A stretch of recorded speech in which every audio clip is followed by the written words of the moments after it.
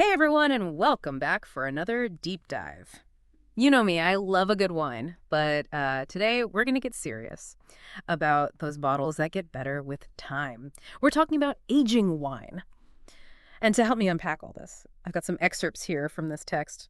It's in Portuguese, actually. Potential de guarda, which translates to aging potential. Pretty cool, right? Yeah. And I've pulled in some other sources too, all about figuring out which wines age well and the why behind it. I mean, just imagine, right? You've got this amazing wine collection, maybe you're building it up or maybe you even inherited it. Wouldn't it be incredible to know exactly which bottles are going to just get better and better with time and which ones are better enjoyed right now? It's a really good skill to have. Right. So, before we get too far, I got to confess something. I used to think that pretty much all wine got better as it aged. Is that like a common misconception? Oh yeah, big time. It's one of those myths that we really need to debunk. The reality is most wines are actually meant to be enjoyed young, fresh. Okay, interesting. So let's talk about those special wines then, the ones that do age well.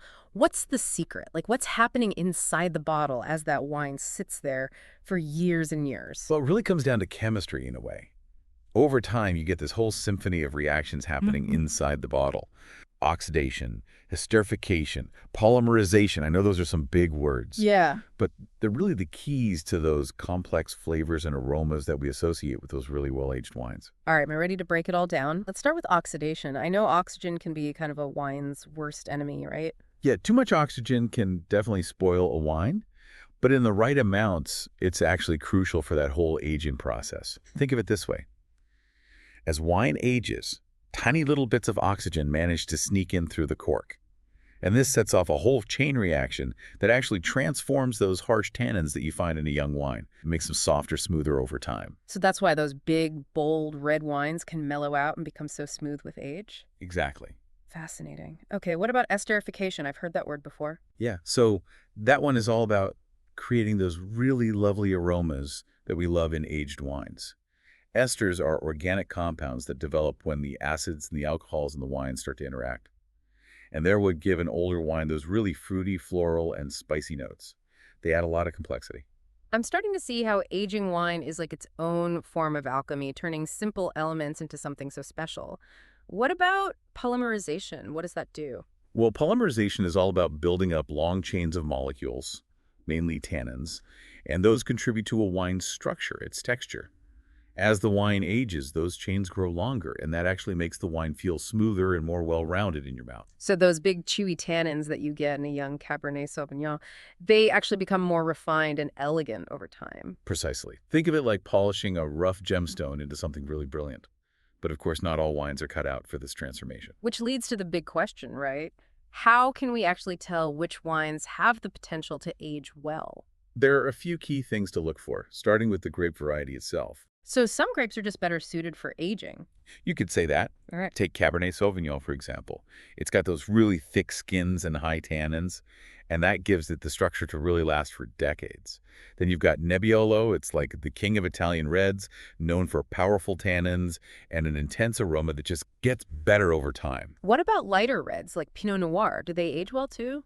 Pinot Noir is definitely more on the delicate side, so it tends to be best enjoyed younger. Although the really good ones, like the top Burgundies, those can definitely age gracefully if they have that perfect balance of fruit, acidity, and tannins. It's a good reminder that age is just one factor in this whole equation. Makes sense. Okay, so grape variety is important. What else should we be considering? Well, terroir plays a huge role as well. And remember, terroir isn't just about location. It's about the entire environment where those grapes are grown. Climate, soil, the altitude, the sunlight, everything. Can you give me an example of how terroir affects a wine's ability to age? Sure. Let's look at Bordeaux, a region that's famous for those age-worthy wines.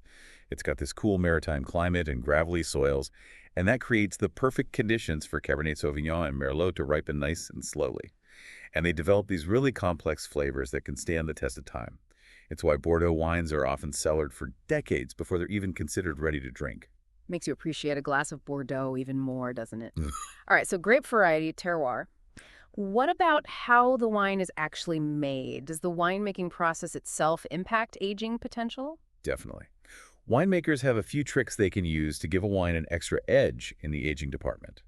One technique is called maceration, and that's basically soaking the grape skins with the juice after they've been pressed. This helps extract more tannins and color, which gives the wine a more robust structure for aging. So it's like giving the wine a strong foundation to build on? Precisely. And then you've got fermentation temperature. Cooler temperatures actually slow down the fermentation process, and that helps preserve those delicate aromas and flavors that will develop over time. And of course, let's not forget about oak. Ah, oak barrels. Gotta love those vanilla and spice notes they add to wine. Oak barrels do so much more than just add flavor, though. They're key for microoxygenation, which, remember, is essential for aging. The wood allows those tiny bits of oxygen to seep in, and that helps soften the tannins and adds complexity. So it's like everything's working together. The grape, the terroir, the winemaking. It's amazing. Exactly. It's like this beautiful dance of factors that determine a wine's ultimate destiny. And understanding these factors can really make you a more knowledgeable wine enthusiast, whether you're picking a bottle for dinner tonight or, building a collection for years to come. This is so cool. I feel like I'm seeing wine in a whole new light now. But before we get too carried away, I think it's time to address a fear that a lot of people have about aged wine. What if you open that bottle and it's, gone bad? It's a valid concern for sure. Even wines that are meant to age can decline if they're not stored properly. And sometimes, even with the best storage, a wine just might not develop as expected. But I guess that's part of what makes it so exciting, right? True. It's always an adventure. Okay, so let's talk about how to make sure those precious bottles actually age gracefully. Let's dive into the art of wine storage. Okay, so we've talked about all the cool stuff that goes into making a wine age-worthy, the grapes, the terroir, all those winemaking techniques. But now I'm thinking about my own little wine stash. Yeah. I don't have a fancy cellar like a chateau in Bordeaux. What are the must-haves for storing wine the right way? That's a really important question, actually. You wouldn't believe how many people spend good money on a nice bottle of wine and then totally ruin it because they didn't store it right. Yikes. Okay, so let's break down the ideal conditions. What makes a wine bottle happy? Well, you got to think of it like you're creating a little sanctuary for your wine. First and foremost, temperature is super important. You really want to aim for consistency, around 55 to 57 degrees Fahrenheit. If the temperature goes up and down a lot, it can really damage the wine over time. Got it. So no storing wine next to the oven. What about humidity? Humidity is another key factor. Ideally, you want to maintain about 70% relative humidity. This helps keep those corks from drying out. If the cork dries out, air can sneak into the bottle and oxidize the wine. Right. Dry cork, leaky bottle, not good for the wine. Anything else I need to worry about? Light. Wine is very sensitive to light, especially sunlight. It can cause it to age too quickly and create some weird off flavors. So I should treat my wine like a vampire. Keep it in the dark. Pretty much cool, dark, and definitely undisturbed. Oh, and speaking of undisturbed vibrations are another thing to avoid. Too much shaking and rattling can mess with that delicate aging process. Okay, I think I'm getting the picture. Consistent temperature, good humidity, darkness, no shaking. But let's be realistic. Not everyone has a climate-controlled wine cellar. What are some more practical options? There are a lot of creative solutions out there. A dedicated wine cellar is obviously the ideal scenario, but if that's not possible, there are other things you can do. You could convert a closet, as long as it's cool and dark, or even use the space under your stairs. Get creative. I've even seen those wine fridges that are specifically made for people's homes. Those are great too. They give you that temperature and humidity control, which can be a lifesaver, especially if you live somewhere with really intense temperatures.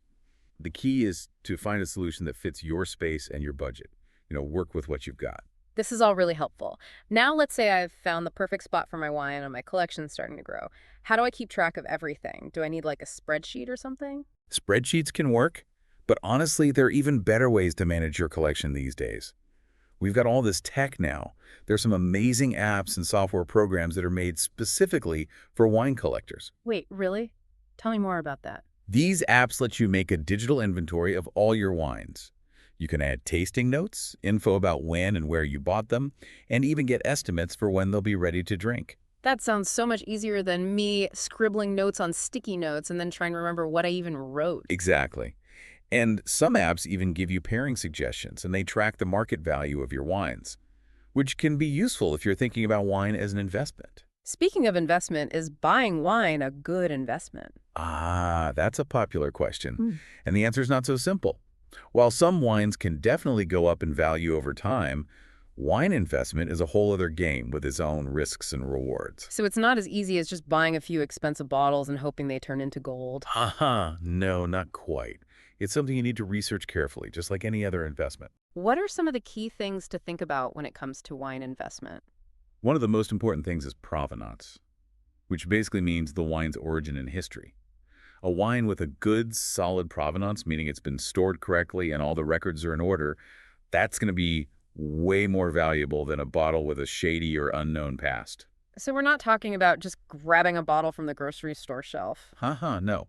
If you want investment-grade wines, you need to go through reputable sources like auction houses, wine merchants that specialize in those kinds of wines, or even directly from the wineries themselves. Some wineries have cellar programs. And you also need to understand how the market works in different regions and for different vintages. Some wines are always in high demand, while others are more niche or their prices can change a lot. Wow, it sounds fascinating, but definitely complicated. Are there any good resources out there for someone who wants to learn more about wine investment? Absolutely. Mm. There are tons of books, websites, even courses all about wine investment.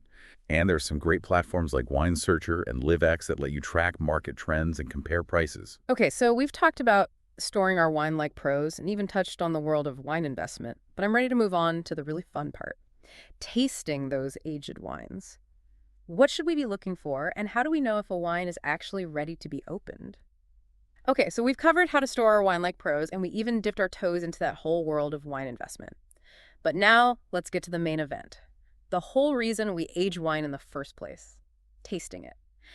How do we know if a wine has reached its peak, and what should we actually be looking for when we finally open that special bottle? This is where it all pays off, right? Mm. All that time and patience. Tasting an aged wine is such a unique experience. It's all about slowing down, really using all your senses, and just appreciating all those subtle nuances that have developed over time. I love that idea, a sensory journey. All right, I'm ready to embark. Where do we start? Well, let's start with what we can actually see. The way a wine looks changes as it ages. Red wines, for instance, they start to lose that bright, youthful color and take on more of a garnet or brick red tone as the pigments break down. So that's why older Bordeaux wines have that gorgeous kind of reddish brown color. Exactly. And white wines often develop richer golden or even amber hues as they mature.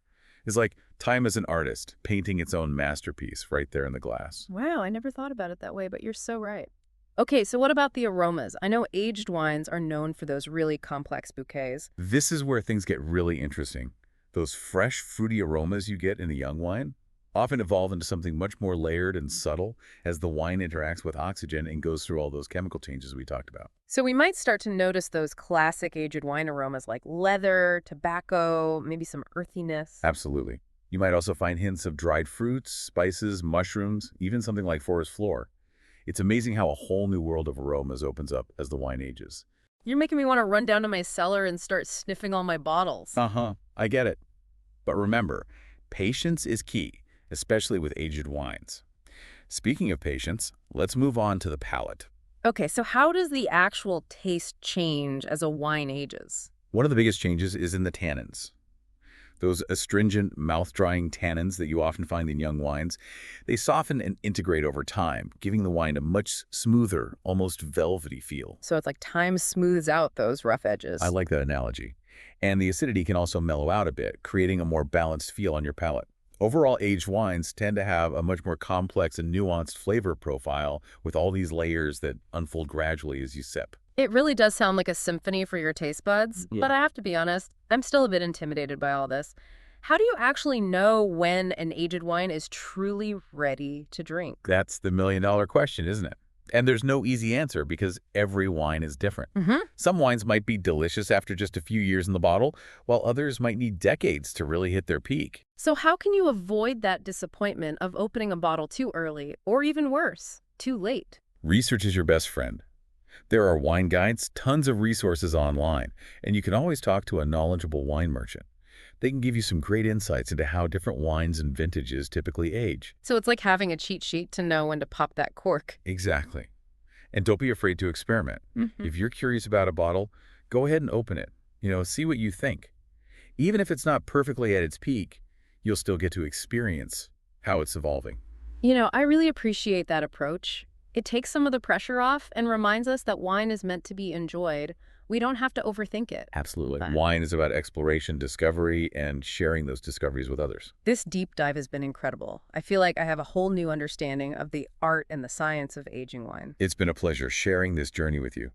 And remember, whether you're a seasoned collector or just starting out, there's always something new to learn and experience in the world of wine. As we wrap up this deep dive, I want to leave everyone with something to think about. The next time you have a glass of aged wine in your hand, take a moment to really consider its story. The journey it took from the vineyard to the bottle, all those years spent patiently waiting, and all the hands that helped create it. It's pretty magical when you think about it. Beautifully said.